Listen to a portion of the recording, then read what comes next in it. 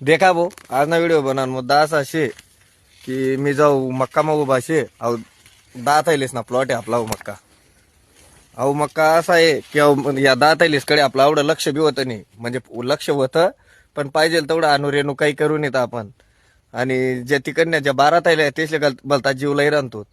तर त्या 12 थैल्या आणि या 10 थैल्या येस ना अंतर मोजीसन फक्त 100 मीटर नाही. आणि त्या 12 थैलीस मग जास्त जीव घालू तर ते म्हणजे 1-1.5 एकर मक्का पड जायला 2 थैलीस मान. आणि या 10 थैलीस मग एवढा काही जीव घालून येत आपण, म्हणजे काही एवढा अनुरेणू काही करून येत या तुकडाले.